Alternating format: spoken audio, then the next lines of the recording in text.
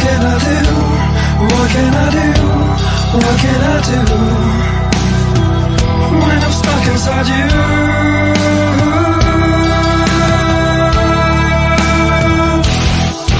This cell of ice and fire, what blood red death, lost and desire, smell of life.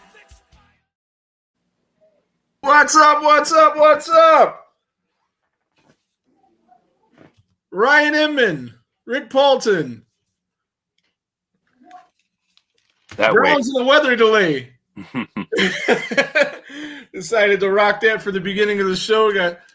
See, Ryan made this for me. Isn't this awesome? Those of you that are not here because nobody's here yet. that was the prototype of many more to come. Yeah. Right on. So welcome back to the Whole Damn Enchilada podcast. Tonight, we are going to discuss directors in horror movies is the topic du jour. You know what you say? The topic of the day? Yeah. Topic du jour. Like Dumb and Dumber. Excuse me, what's the soup du jour? Well, that's the soup of the day. That sounds great. I'll have that. Right on. Oh, what's up, Jeffrey Smiley? How's it going, brother? Yeah, he's always on the Death Cure Society. I don't know if you see him. He's the guy that rocks the crazy doctor makeup deal. Yeah. It's pretty creepy. Yeah. Right on. So yeah, tonight, like I was saying, we're going to be discussing horror directors throughout time, and we'll get to that. And start of the NFL season going on today, or the preseason anyway. So the Browns are in a weather delay. I got them on my little phone over here, so I can peek every now and again and check out the meaningless shit that's going on there. Your team's playing today, yeah? I'm still in full baseball mode, man. Oh, it doesn't even matter? Yeah. And our teams are playing each other in baseball today. Right on. So in a game that counts.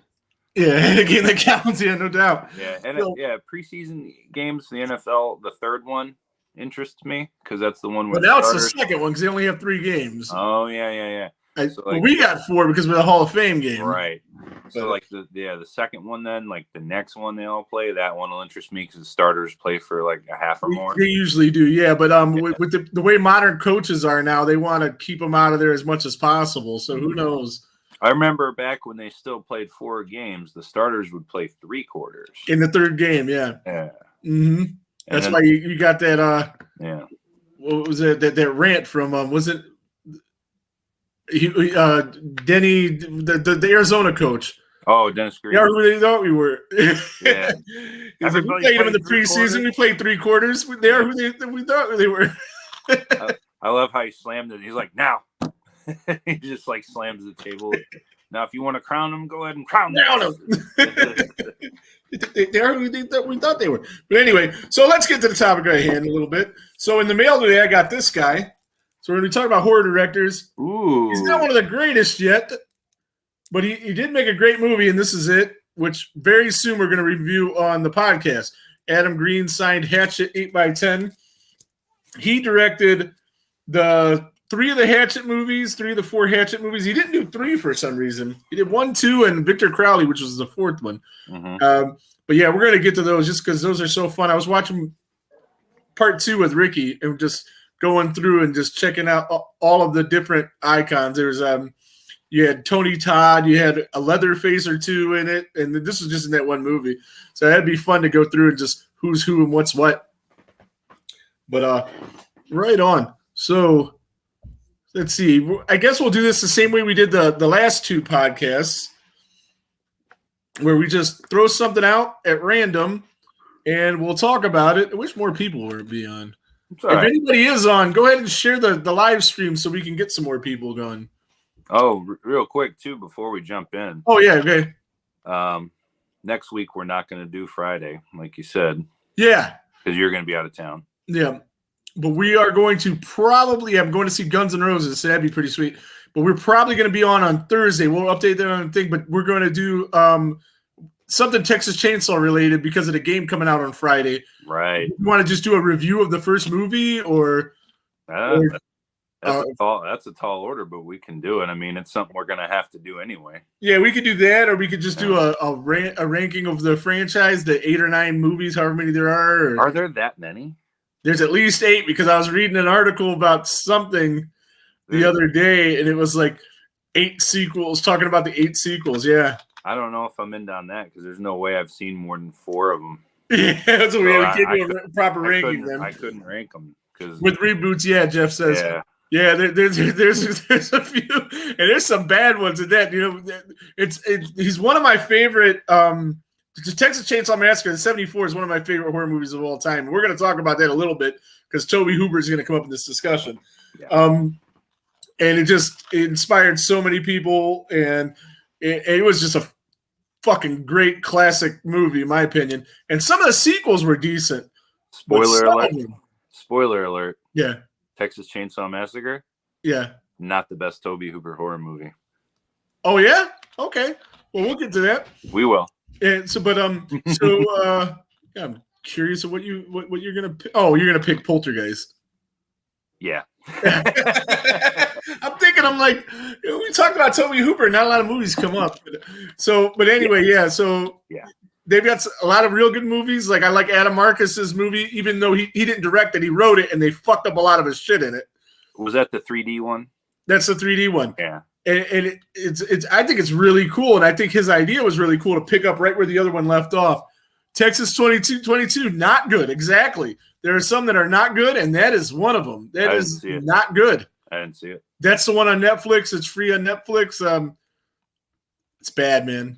It's bad. I think I heard that from multiple people, which is why I didn't decide to wait. And then, of course, you got the Matthew McConaughey one. Not so good.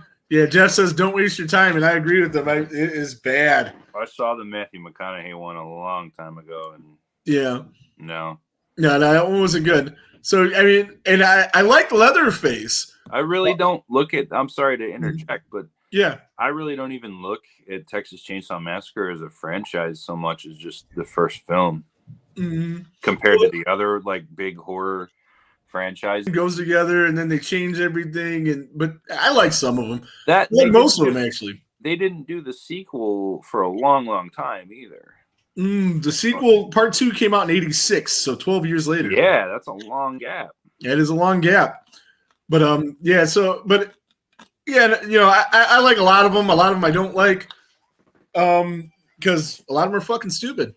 Spoiler alert, I do dig the group massacre on the bus. Yes, that was a good part. That's in the newest one, the 2022 one. That was really good. And the game looks badass. Yeah, I mean, gun games. Yeah, and I'm going to be playing it all day Friday.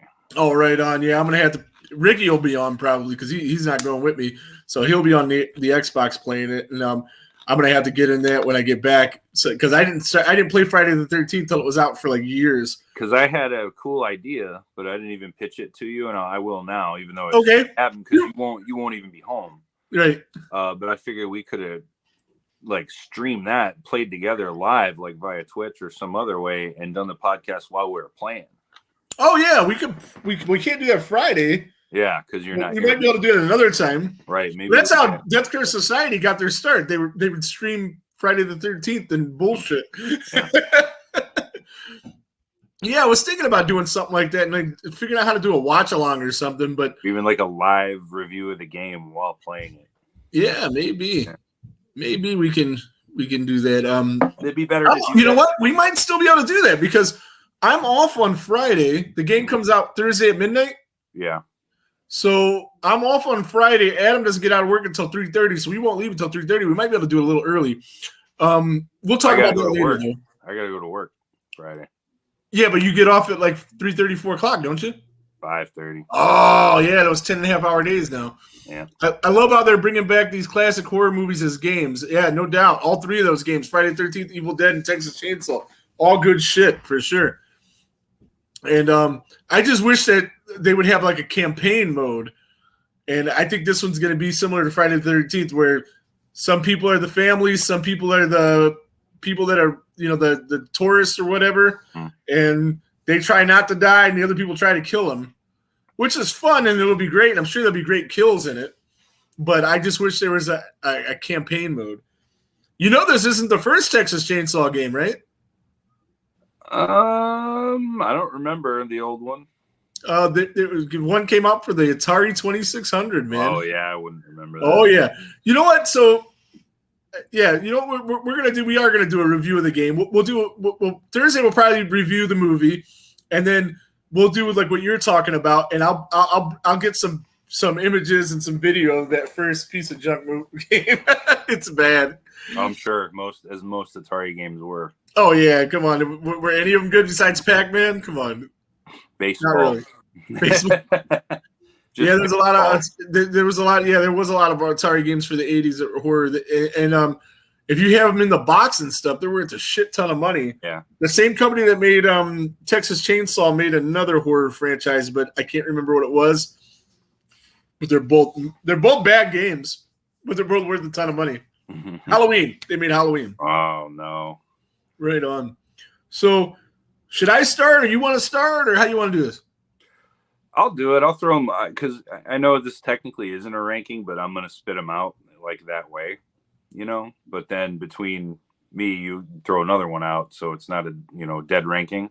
Yeah. But you can start from 10 and work your way up, and I'll just throw randoms, and you can tell me where they're at in your list. Yeah, I did 10. Yeah, I got 9 guys written down just to talk about, and you know what? We'll just we'll do. We're just going to go through your list, and if you don't have somebody that I actually have, I'll bring them up later. Okay. That'll be the best way to do it. We've done this when we did our first ranking. This is the way we did it. You had a list. I just had shit written down, and we went from there. So let's do that. All right. Well, and feel free in the comments. Anybody you want to talk about or suggestions, or you want to come up with a list yourself, throw it out there. Even though there's nobody here right now. Oh man. So yeah, people are probably watching the Browns game. So go ahead. You go ahead and throw one out there and. All right. Well, number 10 is Sam Raimi for me. Sam Raimi. He's on my list that I got here. And, he was good. And his movies, I like his movies. And remember I said if they do have something that's not horror, we can mention it. Yeah. We don't want to delve too much into it. Like, he did the Spider-Man movies, of course. Of course. And they were great. He became a big-time, big-budget, big-money director.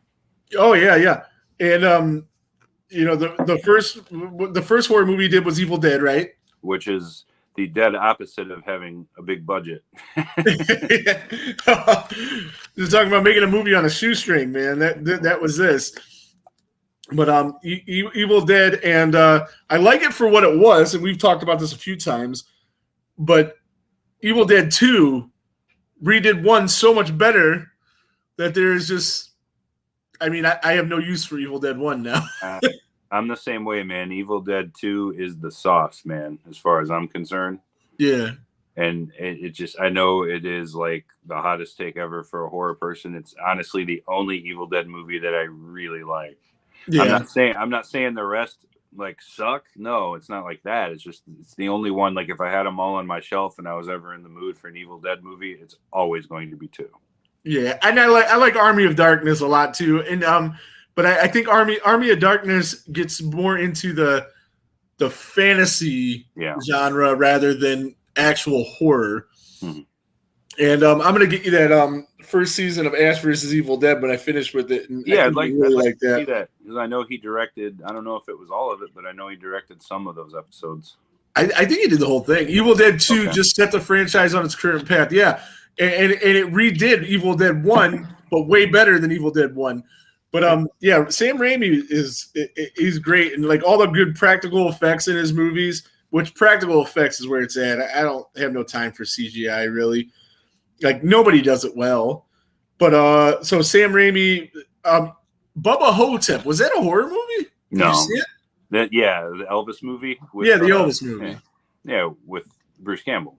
Yeah, I discovered this new podcast by accident, and it's a really cool podcast, and I don't even know the name of it. It's on Spotify, and it's like what the fuck happened to whatever, Yeah. And I've seen that. Yeah. Some of them are 5 minutes long, some of them are 10 minutes long. They're all pretty interesting, good facts. And I'm doing the lift thing. I can't listen to Jim Cornette with passengers in the car. You know what I mean? Yeah, with all the cursing. People get a little offended, but they don't swear too much. But they brought up Bubba. They did a thing on Bubba Hotep, and they called it a horror movie, but I never seen it, and I didn't think it list. I don't think so either. Right on. So did you need to add anything else about Sam Raimi, or we want to move to number 9? For Sam Raimi, I mean, he went on to bigger and better things, I guess you could say. Yeah, he just recently did the Doctor Strange movie, which he did. Is definitely a Sam Raimi movie if you watch it. He definitely does have a unique style. And it even rubbed off like on his more commercial, as it were, like projects. Mm-hmm. But really for him, man, it's just all Evil Dead. You know, he made a couple other like horror films, but it's just he, you know, made his bones with Evil Dead. You know, that's like really the only it's the only reason he's here. You know? So yeah. I mean, the whole Evil Dead series is mostly that's all I got for him. Because what I did is I wrote horror movie directors that I expected we would talk about, and then movies that they made. And you know, for him, I got Evil Dead 2, Army of Darkness, Drag Me to Hell. Yeah. That's not an Evil Dead movie. 2009's Drag Me to Hell. There's another one he did too around 2000. I forget the name of it. I don't have it on my list. Whatever it's escaping me. But yeah, Drag Me to Hell was like 09-ish, I want to say. It would have been cool to see him do Freddy versus Jason versus Ash, though. That could have been really fun. It's too late for any Jason versus anything. Ricky, we are definitely talking about horror directors. You ain't paying attention? It was a whole 20-minute discussion about Sam Raimi. Yeah. He's trying to be funny, like because I told him how funny he was last week when he goes, "Are you guys going to actually talk about horror wrestlers or whatever?" And he's trying to make the same joke. He failed. Not funny. Well, I'll move on to my number 9. Number 9, and it's the most unique director on the list, and it's David Cronenberg. I knew Cronenberg. See, I got 9, and that's probably the one I don't have, but I knew you would have that one because I'm not familiar with his stuff enough to even really talk about him. His stuff is a lot more sci-fi-y. Yeah. But sci-fi definitely can be horror. Yeah. Oh, his stuff is horror for sure. Yeah. But definitely as a sci-fi. The Fly is Cronenberg? Yeah. Cronenberg? Yeah. Oh, yeah. Cronenberg. Yeah. Okay. I know The Fly. One of the greatest remakes ever. Yeah. Everybody says that in The Blob. Oh, yeah. Remakes come up. The dude who made The Blob. God, his name is escaping me right now. Chuck Russell. Okay. He directed Dream Warriors as well. Oh, okay, awesome. But he didn't make my list because he only made like 3 horror movies. He made one. And your list, as you said before we went on the air, was if you didn't make 4 horror movies, you didn't make the cut. Yeah, 4. You were a guy that did a horror movie rather than a horror director. Right. And I agree with that. Yeah, you need to make 4. Although we will talk about one rather briefly. Yeah. Oh, yeah, definitely. But, you know, for Cronenberg, his standouts to me are Shivers. That was like his first movie and it was horror. That's like a weird sexual like sci-fi horror movie. It's definitely worth a watch, even if you're not into him. And there's Videodrome, which most people are familiar with, The Dead Zone, which everyone knows, and The Fly, of course. Those are the 4 prominent ones. I kind of wrote down like the 4 prominent films of each guy.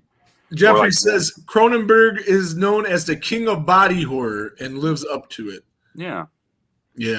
And again, I've been lately, you know, through Tubi, because Tubi's fucking awesome, going back and watching a lot of shit from the 80s, a lot of shit from the 90s that maybe I watched, we rented as, you know, when I was kids and I don't remember it. So Cronenberg is definitely on the list to get to, but I really don't know much about it. I know The Fly. Yeah. That's the only movie I really remember that he did. I think that's the best movie he did, like gun to my head. Mm-hmm. But I think most straight horror fans might dig The Dead Zone more because I know you love you some Christopher Walken, if I'm not mistaken. Oh, yeah, I definitely. Well, check that out. He's the lead actor in it. Right. That sounds, Mm-hmm. Sounds like a good time. I think that was like 1983. The Dead Zone. Sounds about right. Prime Walken. Yeah, before he was like, you know, the 90-year-old guy he is today, but oh, he was still doing like his own stunts and shit back then. Donald popped in. He said The Fly is so good. It is. It really is. Yeah, I haven't seen it in a long time, but was it Goldblum? Jeff Goldblum, right? Yeah, that guy's freaking amazing. Him and Gina Davis. Yeah, they were talking about on that podcast I was talking about. They were talking about how many Fly movies are there? 2? or 3? Yeah, there's the original and then the remake. No, but I'm saying there was a sequel to the Fly, and there was supposed to be she was supposed to do a third Fly movie, and they talk about the script for it. It sounds kind of cool. Oh, I never. I guess the second movie blew, but this third movie sounds really cool. It was about having baby flies and shit, and I don't know. It just sounds crazy. But it never got made. I only need the 1986 movie. So. Right on. Well, so, go ahead. Do you want to throw one out? No, before 8, I just wanted to throw out, because Kubrick only did the one movie, but his horror movie was that good that I definitely think he deserves a mention here. 100%. You know, the only horror movie that he did, The Shining, and The Shining is top 10, I'm sure, on anybody's list of horror movies of all time. Higher for me. What's that? Higher for me. Oh, yeah. But I'm saying, like, I think it'd be hard. You'd be hard pressed to find somebody that doesn't have it at least in the top 10. You know? I think that it's an easy top 5, and maybe on the right day, a top 2. Yeah, no, it's amazing. You know, it's not 1. Everybody knows my number 1. It's not that one, but it's that one. Man, gun to my head on the right day, I might take that over any other horror movie except 1. All right, so backtrack for a second. Donald brings up the 86 Flies, a remake, which we talked about. We said it was one of the best ones ever. But then it brings up a question. Have you seen the 1958 movie, and is it worth watching? I have, and it is not. Okay. There you go there, Donald. Jeffrey brings up, he goes, I'd argue A Clockwork Orange is horror, even if it's psychological horror. And we touched on that in the pregame before we went on the air. And I haven't seen it in so long to be able to even say yes or no. But just from what I've seen, what I know of it, I'd say that if you called it a horror movie, I couldn't say you were wrong. You get into a gray area, though. If you call that a horror movie, then there's so many other movies you'll have to call a horror movie. Because, for instance, David Lynch didn't make my list because he only really made one real horror movie. But at best, it leaves Kubrick with 2 then. Yeah. You know. So he still doesn't make the cut. Right. David Lynch, if you counted all his stuff, even like Blue Velvet as like horror, you know, that's again a top 10 horror movie if it's a horror movie, but it's not. Yeah. Donald says Clockwork is terrifying to anyone that has no idea what it is before they're watching. I was on a delivery for Amazon, and for some reason that movie was on their screen in their lobby at one of these really nice $2,000-$3,000 a month apartment buildings I delivered to sometimes. Mm-hmm. I sat there and watched a couple minutes of it. I was like really intrigued. Oh, but, excellent film. And isn't Eyes Wide Shut? I would say is more of a thriller and less of a horror. That's a thriller / drama / romance. Yeah. So I don't know if it qualifies. Yeah, that's really a love story with a bunch of weird shit going on and rich people doing some Jeff Epstein shit. It's a Jeff, no doubt, right? Yeah. So, on to your number 8, sir. We were just talking about him. It's Tobe Hooper. Tobe Hooper. Now, I like Tobe Hooper a lot, and since after we get through with Tobe Hooper, with him this low on your list, I know there's another guy that isn't on your list. And I'll talk about him afterwards, and I think you know where I'm going to go. So with Tobe Hooper, I think Texas Chainsaw is one of the most influential horror movies of all time. We discussed it pretty good length already on the podcast just now. I don't want to dive too deep on that because we're going to talk about it next. Yeah, we're gonna do a review of it. I'll say this, like it or not, whatever. It's a very important horror movie. Oh God, yes. I mean, it just. I really, really liked it, and the how they made it with such a low budget, how everybody thinks it's one of the most gruesome horror movies ever made, and if I'm not mistaken, 6 cups of blood in the whole movie. Yeah, there's like nothing. What was Evil Dead Rise when we did that one recently? Like 5 million gallons, something retarded. It's easily the most blood I've ever seen in a movie, easily. And Evil Dead Rise, just But beyond Chainsaw, the other 3 that I have listed for him, because I listed like the 4. Okay. Everyone, I put Eaten Alive because this is chronological order, not like an arrangement. Yeah. And that was the one that just snuck in because the other 2 and Texas Chainsaw I like much better. Right. Third one I put, even though it was technically a 2-part TV thing, Salem's Lot. I got that on my list. Still counts. Yeah, it definitely counts. And it's fucking awesome. And here's the thing about that. It's PG. PG, not PG-13 even. No, it was TV. But they used to get away with a lot more shit with PG and PG-13 back in the day. There was something I watched recently, and I'm not going to remember it, but I was like, holy shit, I can't believe this was PG. I think I even texted you about it. And like, there's all this stuff, I can't remember what it was. Yeah, it was a little different. The ratings board was a little less strict back then. But still, that was on TV. That was made for TV. Right. Part like series. Like the part 1 aired one week and then part 2 the next. Yeah, kind of like they did with It, right? Yeah. But It, I think, was more than a 2-parter, wasn't it? I think was it like a 4-part miniseries? It was like 3 or 4. It was very long. Right. But I mean, again, that counts as horror. I mean, like even though it was a TV miniseries. They did that with that remake of The Shining in the late 90s too that fucking sucked. It sucked, yeah, because Kubrick's was so good, but it was exactly what Stephen King wanted in the movie. Of course, but why would you ever remake that movie? Because he hated that Kubrick took so many liberties with his story. He made it better. he definitely did. I mean, they're there. They're both on print. You can watch them. He definitely made it better. Anyway, the fourth and final film listed for Tobe Hooper, and you figured out earlier, is Poltergeist, and I think it is his best film. Yeah, and that was heavily influenced by Spielberg, though.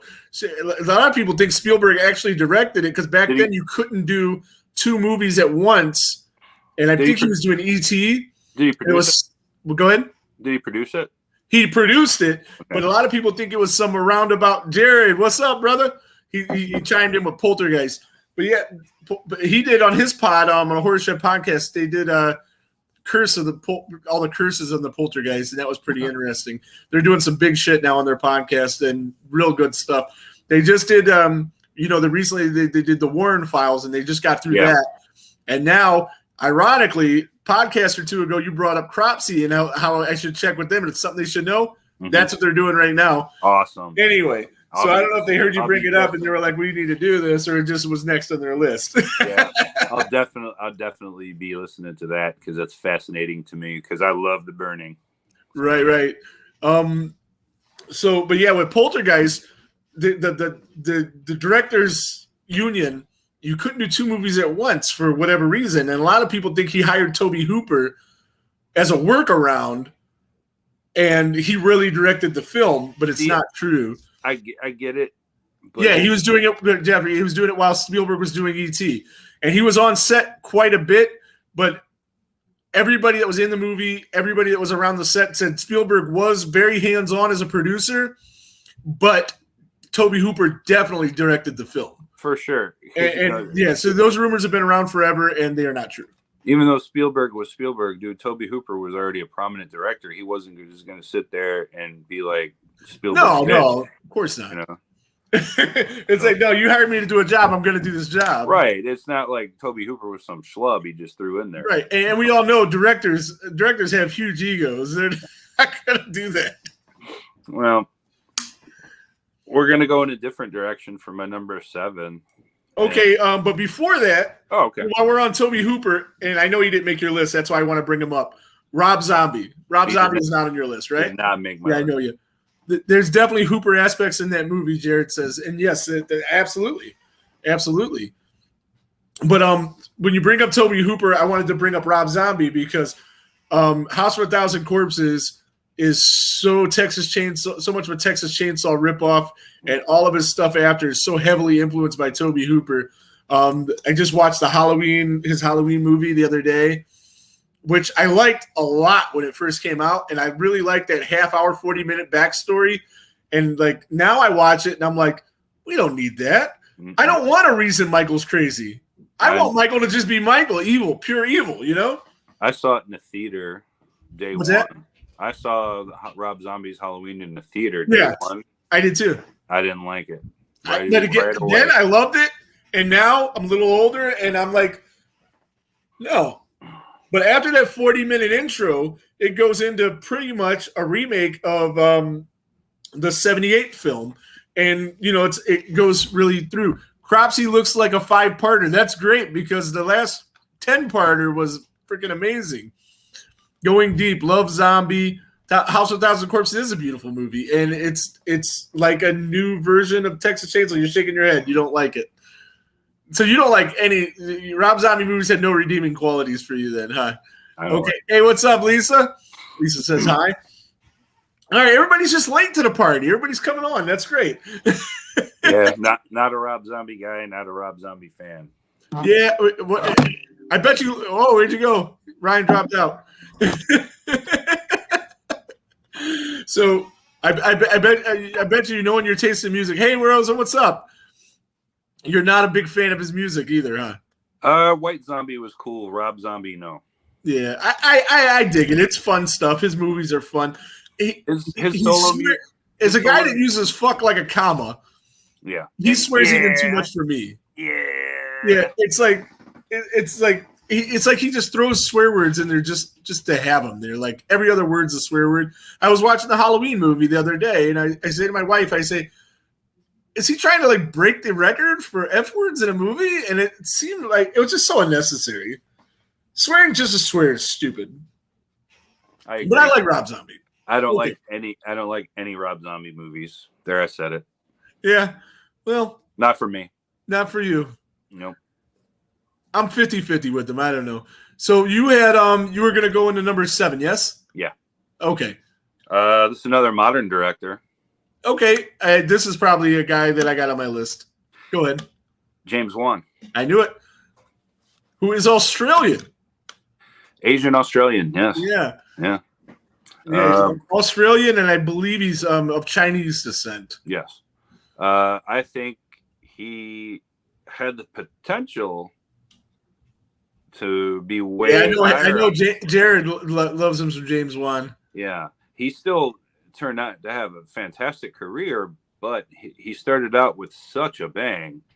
Yeah. That even though he is this high on the list, and this is like all time for me, I still kind of, in a way, expected a little more. Donald says his lowest 7. Now this isn't as hot of a take as Adrian King, Donald. I mean, there is 6 directors that are better than him.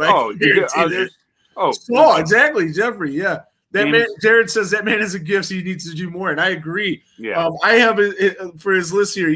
Of course, Saw was his breakout film, and that was. I mean, the first Saw movie. The other ones are gore fest and they're fun and blah blah blah. Mm-hmm. That first one is one of the most classic horror movies ever made. Yes, it is. It was totally unexpected. Like you didn't know what was going to happen. Yep. Had you on the edge of your seat, and then when you figured out the killer was laying in the middle, Rosa says, "I love Saw." When you figured out the killer was laying in the middle of that room the whole time, oh my god! It was amazing. And then he went from there and he did The Conjuring, of course. You skipped one. Oh, I skipped a bunch. That's 2013, but I got on my list. I got Insidious, 2010. Before that, I got Dead Silence, but I never seen those. I like Dead Silence. A lot of people don't. That's like his redheaded stepchild. Okay, but I liked it. I got it circled on my list to remind me to actually watch it, which I didn't get a chance to. And I won't say too much. I won't say too much about it then. Because I want to see it soon. And if I was going to see it like in a month, you could say everything you want about it because I'll forget it by then. See, I think the reason why people didn't like that one so much because it was the follow up to Saw, and Saw was so good.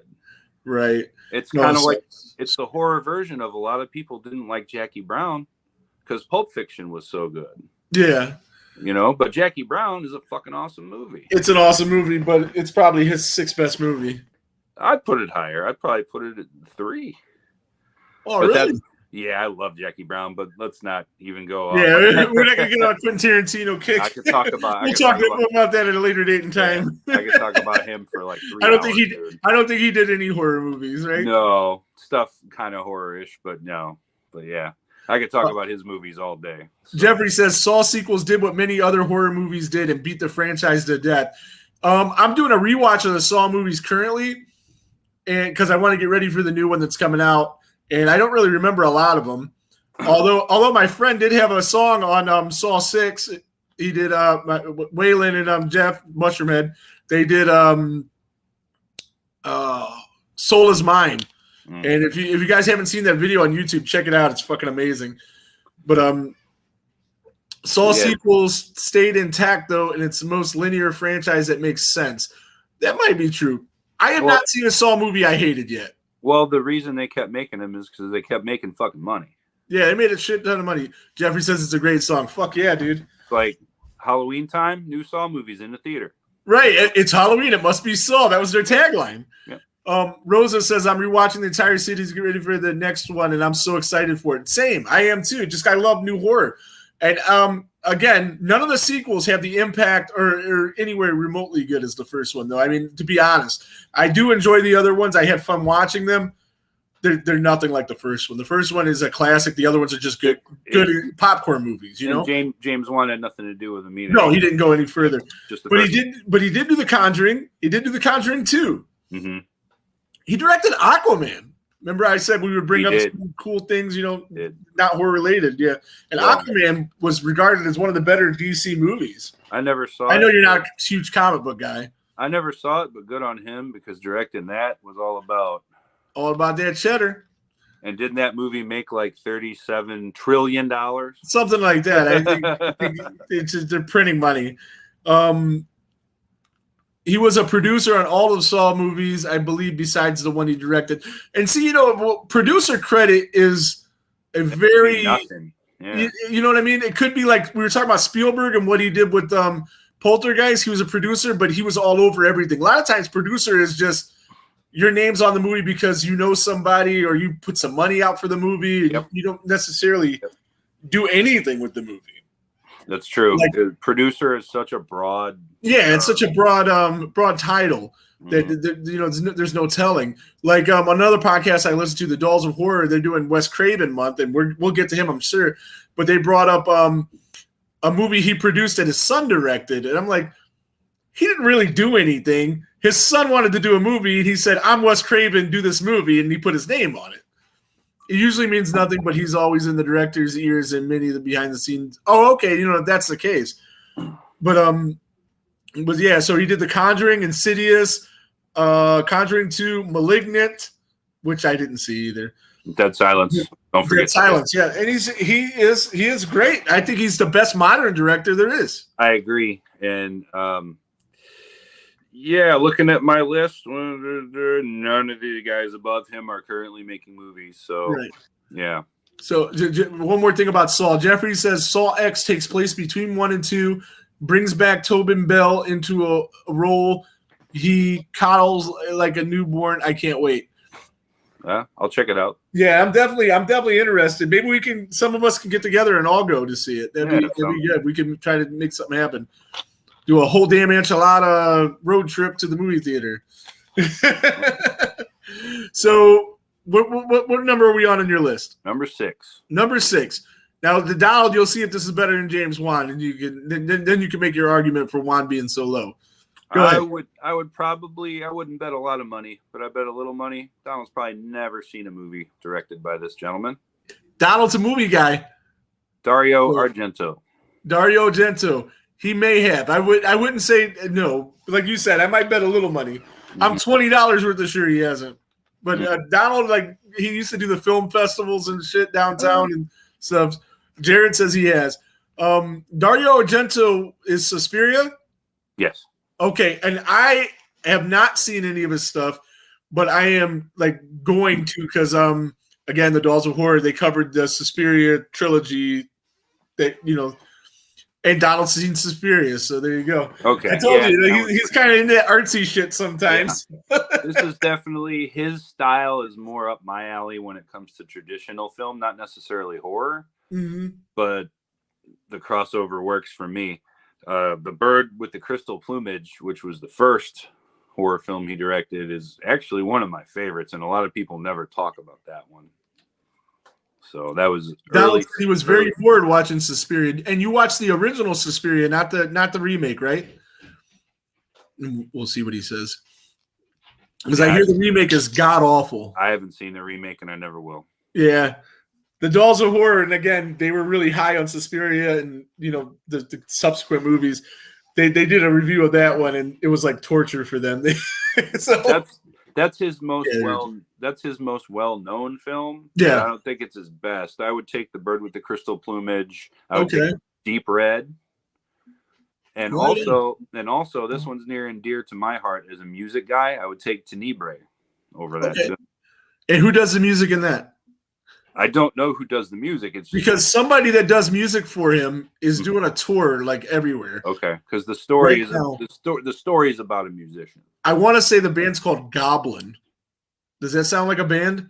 I know a band named Goblin, but it's nobody that did music for him because they weren't around back then. Okay, but they're doing something. I'll look it up and I'll send you a text about it. But they're doing a thing and they're showing one of the movies while this band plays the score, and it sounds like a good time. Sounds fun, actually. Yeah. Don't think he's better than Juan. He didn't make 3 long-lasting franchises. Yeah, well, to each his own.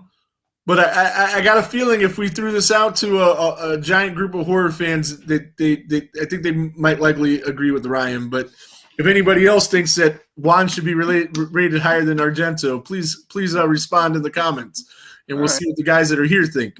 Well, since you're not, I can't say because I haven't really seen anything. Right, since you're not too hip to him, let's move along. Moving on. Number 5. Number 5 is your boy, Wes Craven. And one of the reasons why I didn't want to do a direct list because I didn't want to see where these two, Wes Craven and John Carpenter, rank on your list because we're gonna do something big with them later. But no, I think Wes Craven, in my opinion, is one of the greatest storytellers of all time. He is just insane ideas, like absolutely nuts in his head. And yeah, of course, Jared, big Freddy Krueger fan. He loves Craven. I did see one of the worst Wes Craven movies ever, and I'm gonna rewatch it because everybody, anytime it comes up, they say the classic Deadly Blessing. And I'm like, I don't get it, dude. I want you to watch it too to see. It's on Tubi. It's free, so it ain't gonna cost you anything but an hour and a half of your life. But Jeffrey says, "Did you know Walken was asked to be in Suspiria, but then he corrected himself? Tenebrae." No, I did not. But if anybody in the comments has seen Deadly Blessing, what did you think of it? I watched it recently, and I was just not a fan, and I am a giant Wes Craven fan. See, we're here to talk about the good shit these guys do. I know. I just wanted to throw that out there, Joe, because, I mean, just because everywhere I'm reading about it, they're calling it a classic, and I can't see it. Well, in the meantime, I'm going to tell you 3 of the 4 I put for him. Okay. Nightmare on Elm Street, of course. Of course. I'm going to skip ahead. Scream.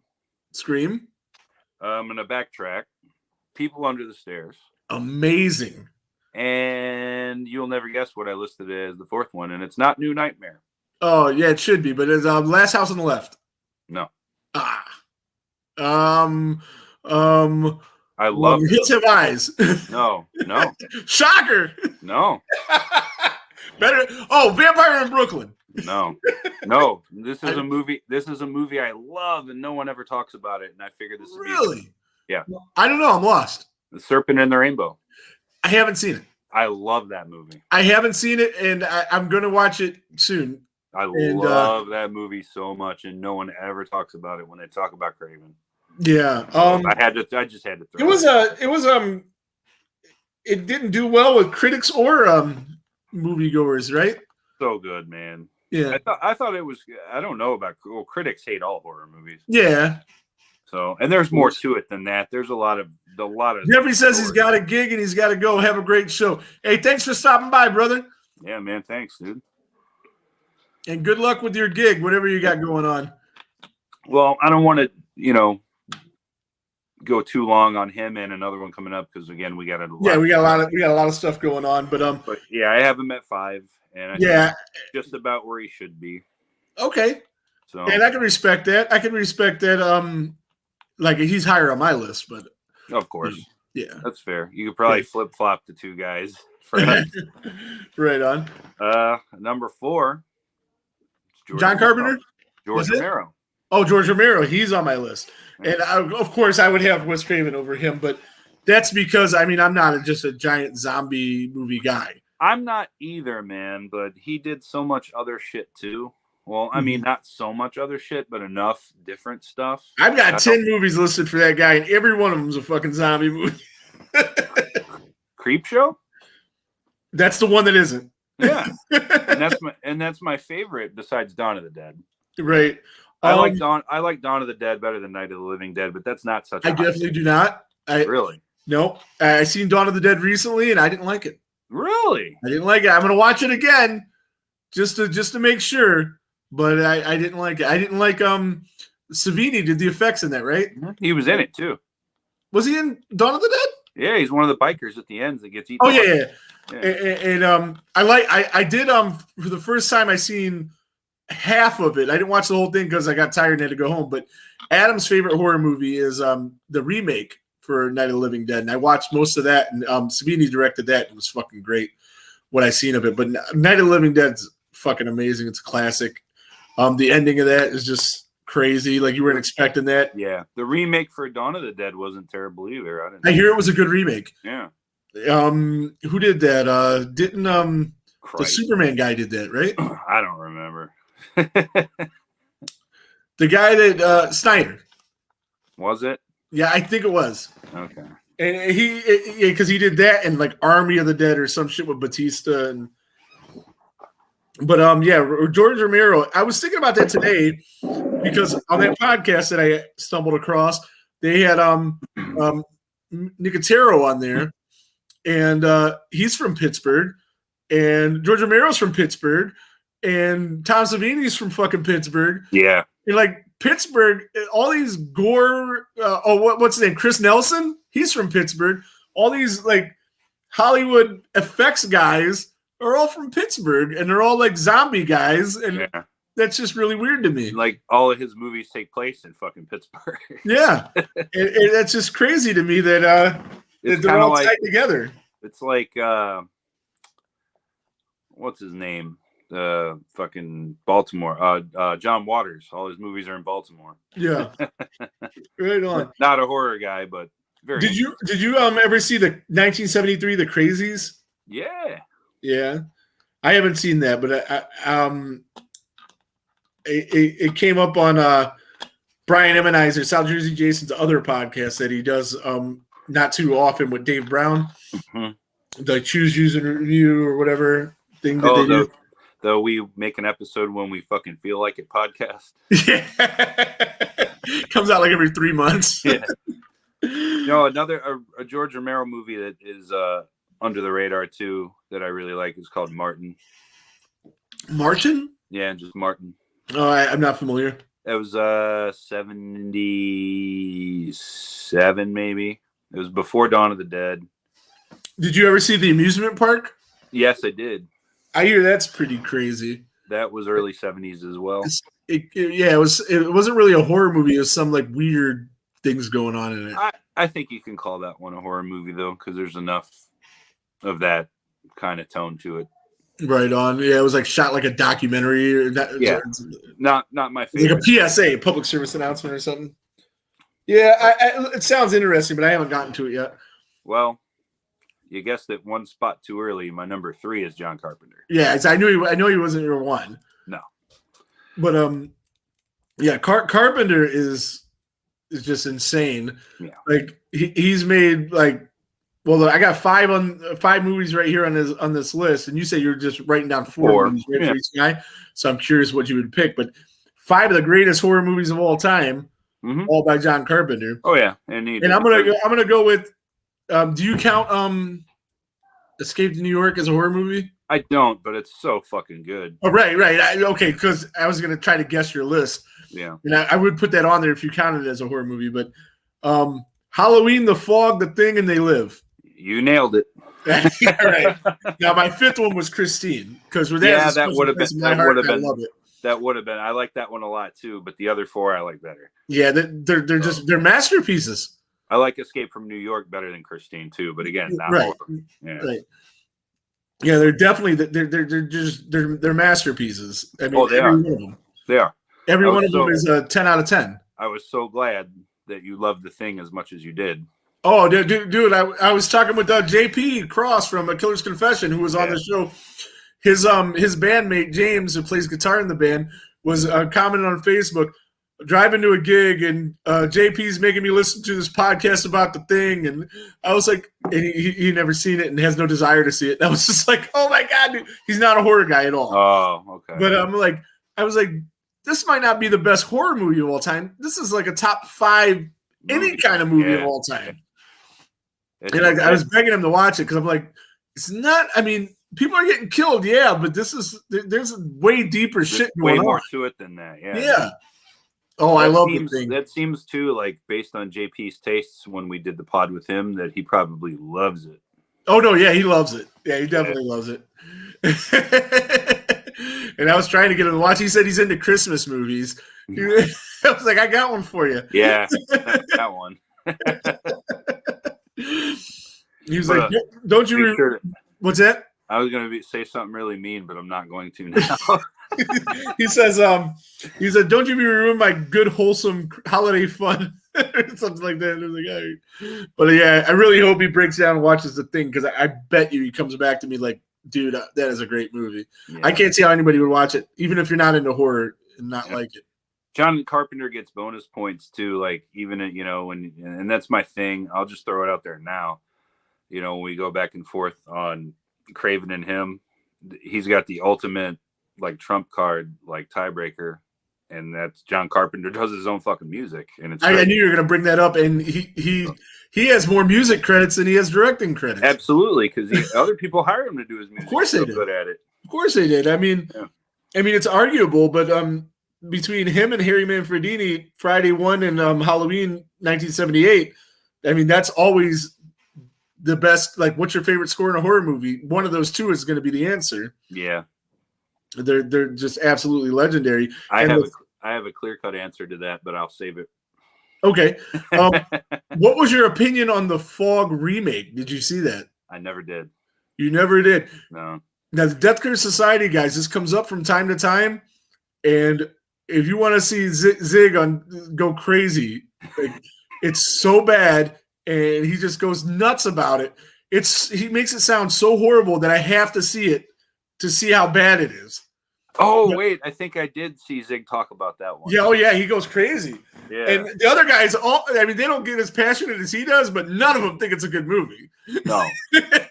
So I have to see it just to see how bad this movie is. I think I'm going to regret making that decision. That's all I've ever heard about it, so that's another. Right. I just skipped it. It's like when you see something in the refrigerator that might be a day or two past, and you eat it anyway. Sean says, "Yo." Well, I think that's what the Fog's going to be to me. The remake. I think I'm going to, think it's a good idea to eat it anyway, and then I'm going to get sick. Well, I think I got to put myself through it. Much like Craven, we're going to talk a lot about Carpenter. Yeah, so we're going to move on. So we can move on. Moving on. Plus, we're at 53 minutes anyway. Yeah. So number 2 is Alfred Hitchcock. Oh, I thought he'd be 1. No. I thought he'd be 1. Now I'm curious who 1 is. No, it should be obvious by now. Nope, I got nothing, man. It's okay.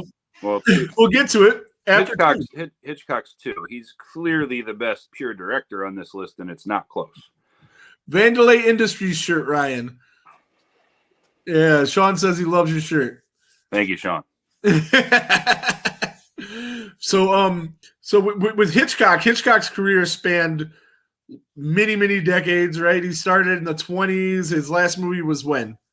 80. I think Family Plot was 76 was Family 76. Plot. He died in 1980. So he went through like almost 50 years of movies. He did a little over 50 years of movies. A little over 50 years. Yeah, well, he probably has the longest career of anybody on these lists. It's up there. I think his first credit was 1922 or 3, and then his last one was 76, The Family Plot.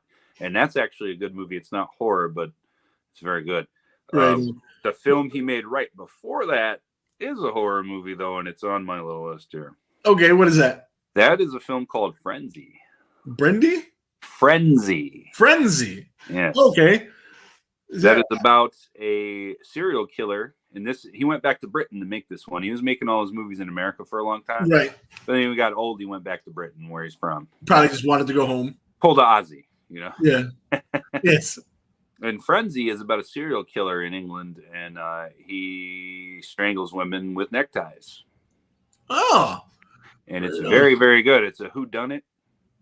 Yeah, I think obviously I definitely want to check that out.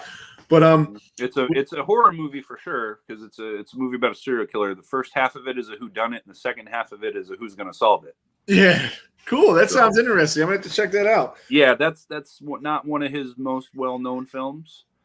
Still very highly critically rated, but again, he made it in Britain, and it didn't get a wide theater release really, because he was so old by then. Well, I wrote 2 movies from him on my list. One that I've seen a bunch of times, one that I haven't seen, and we're going to go see it in the theater in like a month or 2. Yeah, and they came out 3 years apart, too. They did. They absolutely did. Yeah. And I think Psycho, 1960, is, again, not just one of the best horror movies of all time, one of the best films of all time. Absolutely agree. This movie is, 70-something years old? My math? 63 years old. 63. Yeah. Public school kid here. And it holds up today. I mean, you watch that movie and it's so well shot, and it looks so, like, if you got it in high def, and I know it's black and white, but it looks so clean, and everything is just so it's a perfect movie. It's perfect. And my daughter likes it a lot, and that's cool because we don't get to watch a lot of stuff together, but she'll watch that with me anytime I throw it on. But I absolutely love that movie. I haven't seen the sequels. I did see 2 and 3, I think, when I was a kid. But I don't remember them. I hear they're good. They're not that bad. They're not. That's what I hear. They're not that bad, but they're nothing like this one. And so the 4th movie. Did you say 3 movies already? Yeah. Well, we brought up 3 movies. Well, you were gonna say The Birds, but you didn't. Yeah, and that would be your 4th. That's my 3rd. Oh, 3rd. Okay. Yeah, and I know it's great, and I know about it, but if I did see it, it was like late night TV when I was 6 years old, with Big Chuck and Little John, or maybe even Alfred Hitchcock Presents. So I'm not Alfred Hitchcock Presents was a TV show. Yeah, they didn't show movies. No, they just. So what was it like?